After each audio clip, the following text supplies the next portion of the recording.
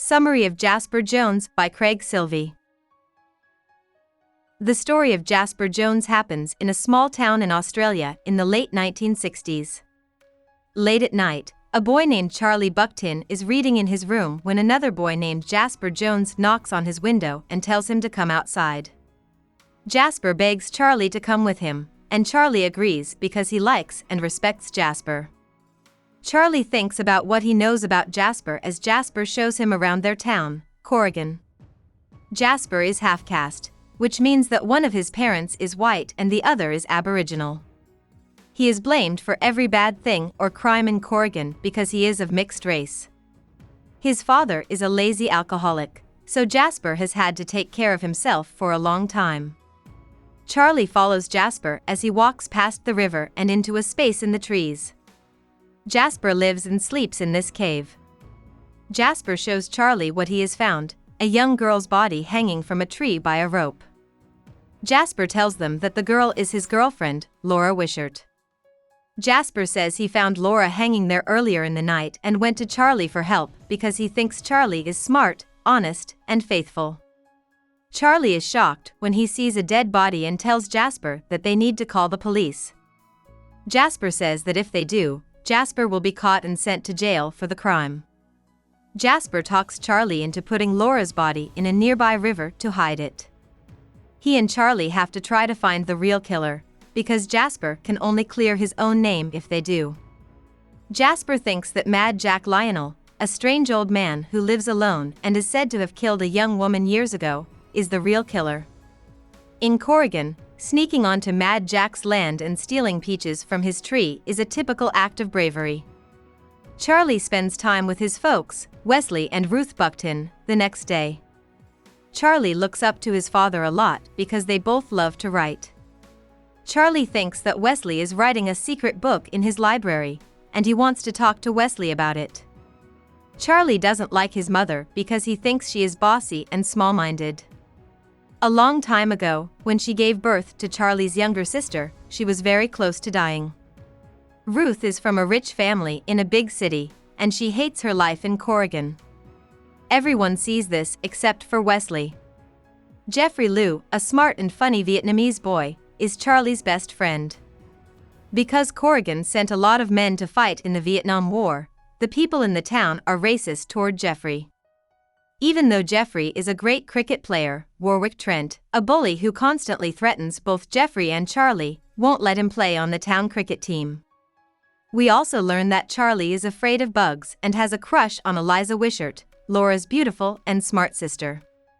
Charlie wants to tell Eliza everything he knows about Laura every time he sees her. Still, Charlie stays quiet because he told Jasper that he would help him and be faithful. Charlie looks into other killings that have happened in the Corrigan area and finds out some horrible things about serial killers. He has a hard time understanding why people kill and hurt other people, but he thinks that it could be because they were bullied and left out themselves. When Charlie gets home from the library, he is shocked to find that his parents, especially Ruth, are angry with him for leaving the house without telling them. There is a search party looking for Laura, and all the kids in the neighborhood are being closely watched. Ruth makes Charlie dig a hole and then fill it back up, which takes a long time. Charlie hates that his mother punishes him this way, but Wesley tells him to be civil and polite with her. People in the town are mean to Jeffrey Liu and his family. Sue Findlay yells at Mrs. Liu and throws hot water on her because she thinks Mrs. Liu killed her husband in Vietnam. Soon after that, Charlie sneaks out of his house at night and goes to the glade to meet up with Jasper Jones. He finds out that the cops have caught Jasper and beat him up. Jasper tells Charlie that he is going to sneak onto Jack Lionel's land to look for proof that he killed Laura. He also tells Charlie that he was out of town in the days before Laura's death. If he had been in Corrigan, he could have met Laura in his glade and maybe saved her life. Charlie has a lot of compassion for Jasper. He dreams about leaving Corrigan with Jasper and driving through Australia like the main characters in On the Road by Jack Kerouac, which is one of his favorite books. Before they leave the glade, Charlie notices something important. The tree where Laura was hanged has the word sorry written on it. When Charlie gets home that night, he finds out that his parents have looked for him and found him missing. He quickly makes up a story about going to see Eliza, and to Charlie's surprise, both his parents and the cops believe him. After that, Charlie gets in trouble. For the next 2 weeks, he stays in his room and reads and writes. Ruth and Wesley grow apart because of Charlie's bad behavior. Ruth thinks that Wesley turned Charlie against her. At the end of his 2 weeks stuck inside, Charlie goes to watch Jeffrey play cricket for the Corrigan team. By chance, Jeffrey has been given the chance to take the place of another player. Eliza sees Charlie at the game and sits next to him. Charlie feels awkward around Eliza, but he manages to charm her, and she tells him she finds him very sweet.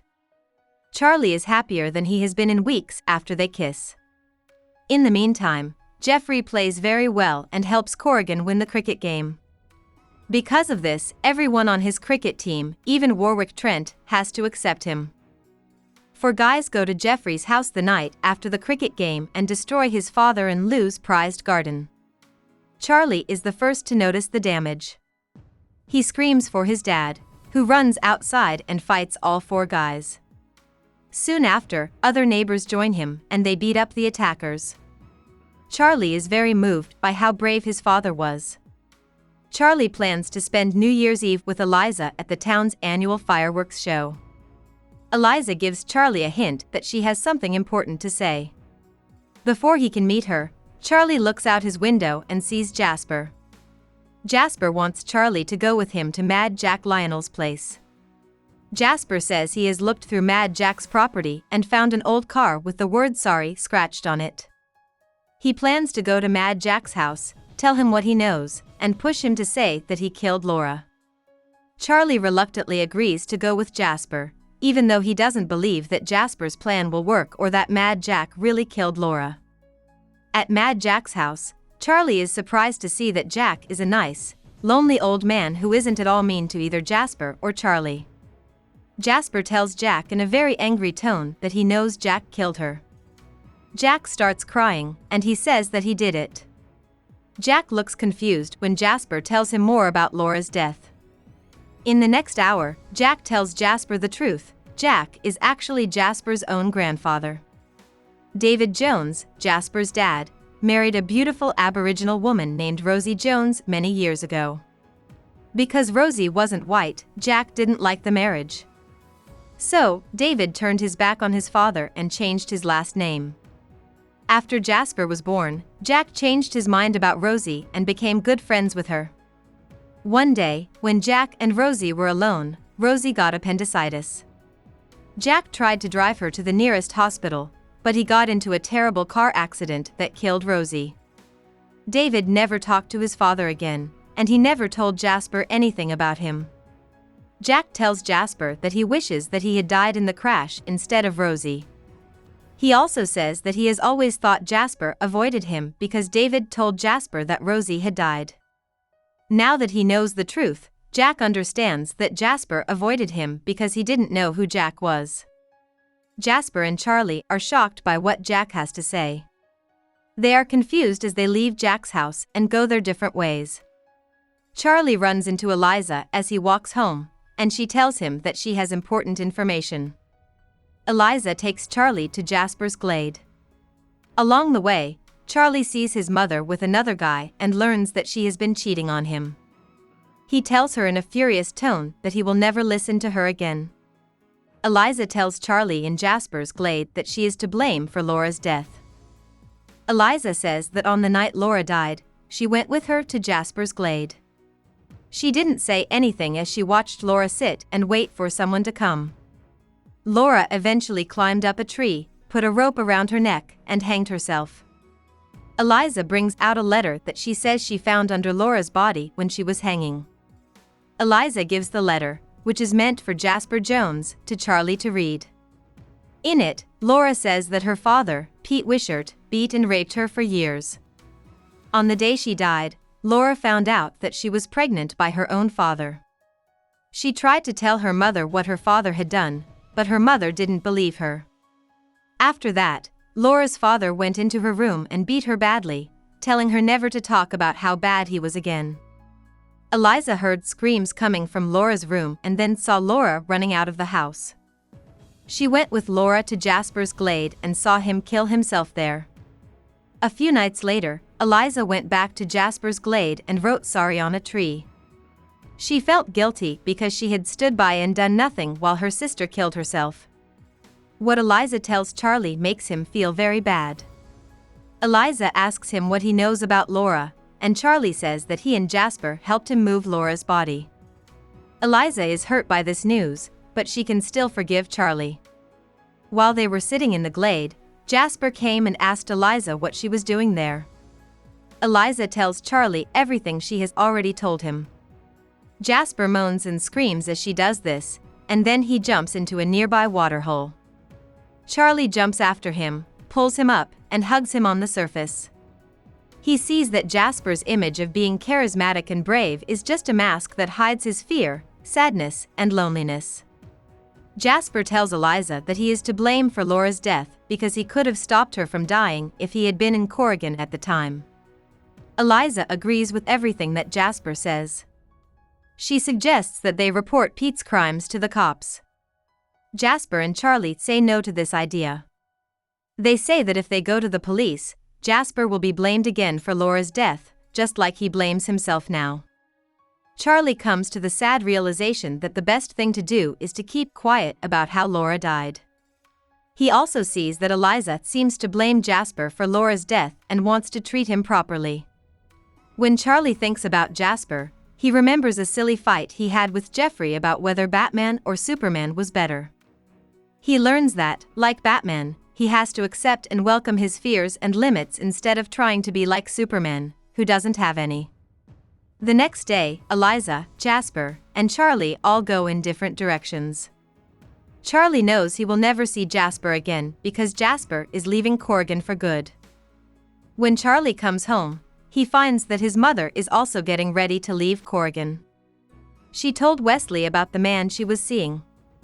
Ruth never goes back to Corrigan because she lives with her rich cousins and doesn't talk to Wesley or Charlie. Wesley takes care of Charlie on his own and ends the book he's been working on. Charlie is the first to read it, and he thinks it is beautiful and clever. At the end of the book, Charlie does something that the Corrigan students think is brave. He sneaks onto the land of Mad Jack and takes peaches. Charlie sets up a fight with Jack so he can impress his friends even more.